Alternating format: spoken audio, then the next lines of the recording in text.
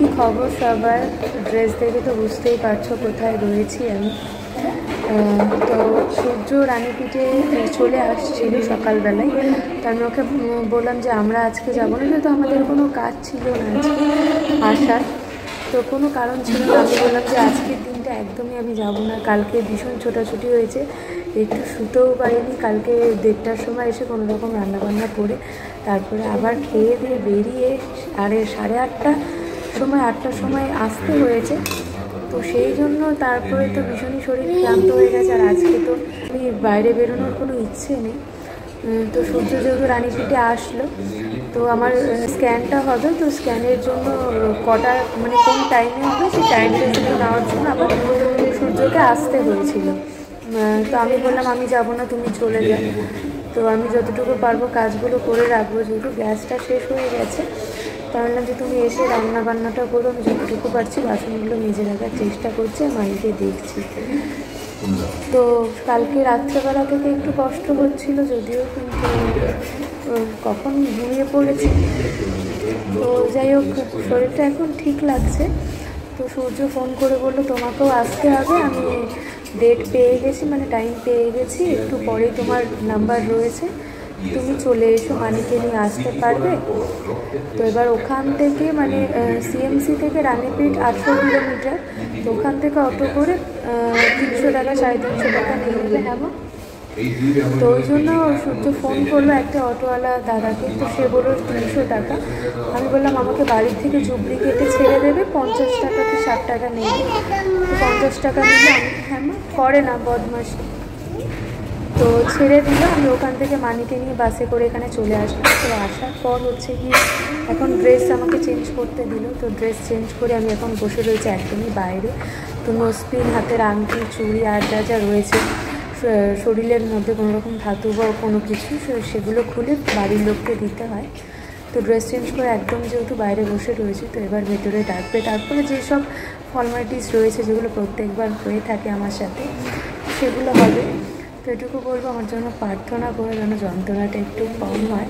আর মানি কী করছে এসে, মানে ছোটো মানুষ, ও কিছু বুঝছে না, ওর মতো খেলাধুলা করছে, বোঝারও কথা না। ও যখন বড় হবে তখন ভিডিওগুলো দেখবে আর ভাববে যে ও কতটা স্ট্রাগল করেছে আমাদের সাথে একদম কাঁধে কাঁধ রেখে। তো যাই হোক, ছোটো মানুষ আর কি বলবো, বদমাশগুলো তোমরা দেখো। আর হচ্ছে কি আমার জন্য একটু প্রার্থনা করো। আর যতটুকু পারছি আপডেট দেওয়ার তোমাদেরকে চেষ্টা করছি। সকালবেলা কিছু খেয়ে আসতে পারিনি, আর সূর্য তো কিছুই খেয়ে আসেনি। আমি খেয়ে আসলাম ছোলা বাদাম, সূর্য ভিজিয়েছিল রাত্রেবেলা, সেগুলো খেয়ে আসলাম। আর মানিকে দুধ চকোস খাইয়ে নিয়ে আসলাম। ওই দুধ জাল দিতে দিতে গ্যাস আমাদের শেষ হয়ে গেছে, ওই জন্য ভাত ফাতও বসাতে পারলাম না। তাই ভাবছি যে ভাতটা বসালে তাহলে হয়তো এখানে আসতে পারতাম না, যেহেতু রান্নার দিকে রান্না ছেড়ে কীভাবে আসবো, রান্না বন্ধ করে আমাকে আসতে গ্যাস শেষ হয়ে গেল। যাই হোক, সবাই পাশে থেকো, সাথে থেকো, আর মানির বদমাশিগুলো দেখো তোমরা। তুমি কী করছো? হ্যাঁ মাম্মা, এই এই এই এ বাবা, ও ছোট মানুষ, ও তো কিছু বুঝছে না। মানি, এটা আমি কি পরেছি? হসপিটালের ড্রেস পরেছি। তুমি তো তোমার জামা পরেছো, নতুন জামা, তুমিও পরেছো। ও, আমি সকালবেলা উঠে ছোলা বাদাম খেলাম। তো সূর্য দুধ এনে দিয়েছিল, দুধটা জাল দিতে দিতেই গ্যাসটা শেষ হয়ে গেছে। তো ওই গ্যাসটা দুধটা জাল দিয়ে দুধ খেলাম। আর মানিকেও দুধ চকোস খাইয়ে নিয়ে এসে, সূর্য তো কিছুই খেয়ে আসেনি। হচ্ছে কি ও এখানে এসে চাফা হয়তো খেয়েছে, হয়তো না চাই খেয়েছে, চা বিস্কুট খেলো। আর এই যে আমার পাশে বসে রয়েছে সূর্য, তো মনের জোর দিচ্ছে, ও তো মনের জোর দিচ্ছে। তো প্রতিনিয়ত তো বলছেই যে আমি, যেহেতু অনেক যন্ত্রণা হয়, অনেকটা ব্যথা হয়। তো যাই হোক, সবাই সুস্থ থেকো, সেফ থেকো, আমার জন্য প্রার্থনা করো যেন সব ঠিকঠাক আসে, তাই তো। হ্যাঁ মা, তোমাকে বিস্কুট দেবো?